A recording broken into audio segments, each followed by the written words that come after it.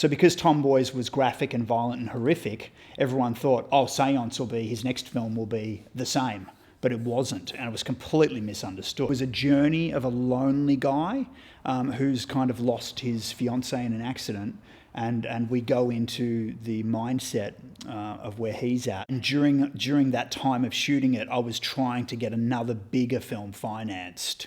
So I guess that was more of a personal film on the side. Because this is the thing I don't think people realise. Directors are always making films. So Black Mass was really one of those situations where, you're going for gold, you can taste it, it's right there, but unfortunately fell apart. And I had several American US stars locked in, to the point where I was shooting on a Monday and they were flying out on the weekend, and I lost funding on the Friday. It crashed for two reasons. One, the primary investor from Nevada became terminally ill, and also the guy I had in mind for the lead died. That was the tragedy, but if I was to look at the positive, because you have to, I would say my script was recognised, and I started to broaden my horizons and make contacts in the US that I hadn't had before, and they were all watching Tomboys, which also actually led to American distribution.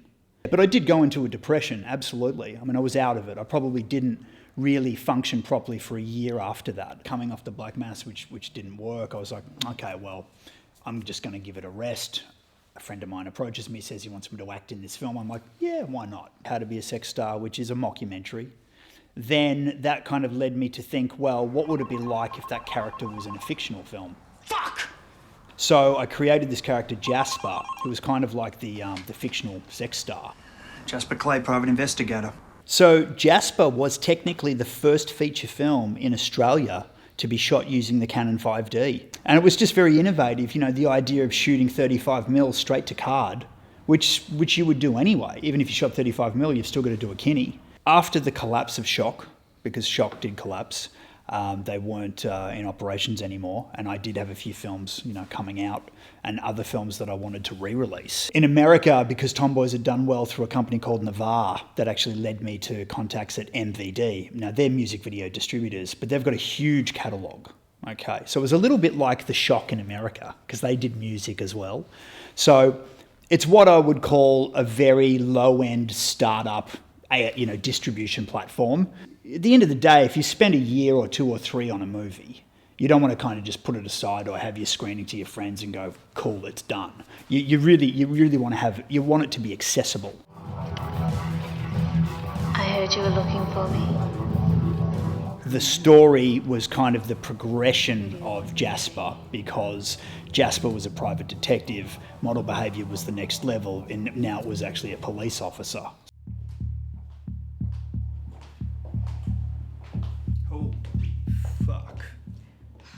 You.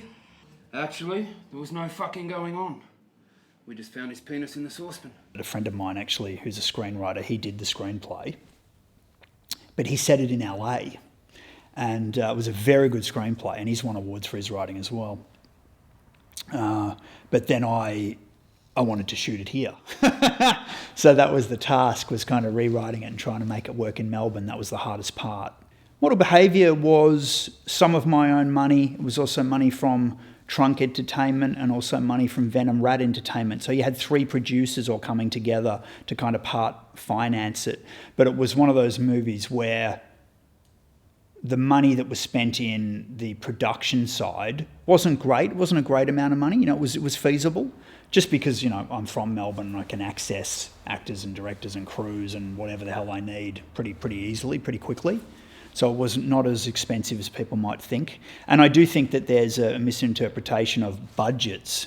For example, if I say I'm making a $1.2 million movie, maybe 3/4 of that would have been, well, used to be, I don't know about now, but it would have been on the film prints. If you make a $3 million film, at least 1.2 of that's going to go on the marketing alone.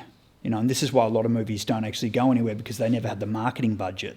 I wanted to make a multicultural piece. That was my thing. I didn't want to have just the white Caucasian Aussie guy or girl. I really wanted to broaden the scope. So it worked. So we put out open casting call just to every single platform we could think of. We had about 2,000 applications, and they were from people all over the world. So it was a bit of a confidence boost because I realised that some people were watching Tomboys, you know, and some of my work was being watched enough that people wanted to be in my next film. So that's a really big compliment, and that makes you want to keep going. Revenge of the Gweilo, my latest feature, at this point, it really is my favourite movie. It's my favourite movie to date, and I'm happy to say that because sometimes you do make a film, like let's say the Seance example, where you make it and you think, it's okay, you know, but you've done better, or maybe you wished for better. But I'm at a point now where I do believe Gweilo is my best film. You really have to understand your strengths and weaknesses to pull something off like that. And you have to be selfless. And you have to listen. And you have to be in tune. And you have to be passionate. And you've got to give it your all. There's no other way. I think, you know, and I saw this in film school, you get guys that are, and usually they're directors, they're a little bit anal, they're a perfectionist, and they're very caught up in how they're going to make this movie. They're very, you know, intense and, you know, and that's great, but you need to kind of use that energy to its advantage. So for example, if I'm being a perfectionist, I'll put that into the pre-production so that I know it's going to go a certain way. It's going to go smooth to a point. But then when you're on set, you really got to let go, you know, because we know it's never exactly the way you imagined it. And if it is the same way you imagined it, then it's a really great day. You're lucky if they break even. Usually they break even. When with indie stuff, it's very hard. And because over the years, you know, the industry's changed so much, there isn't as much money now. And, you know, there's big debates going on that the independent film scene is dead, and that you can't make any money. It's not exactly true, you can. But I think what I do is I take low risk.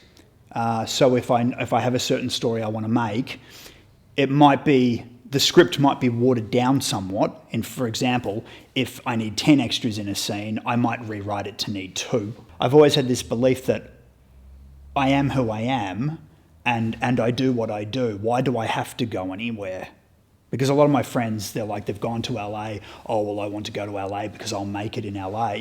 I understand that because there's more work. But why do I have to go? I don't. I should be able to be myself and do what I love where I was born.